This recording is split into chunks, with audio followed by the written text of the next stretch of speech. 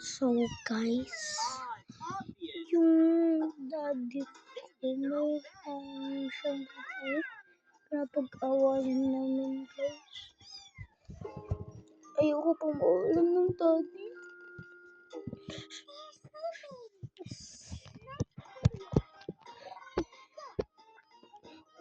Ayoko na naman.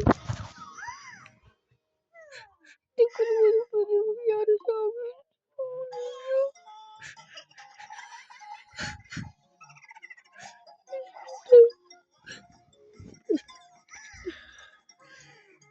Tatanggapin kami.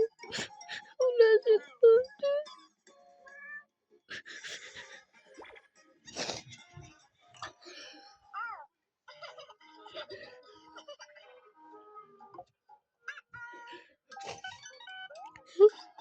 Sorry.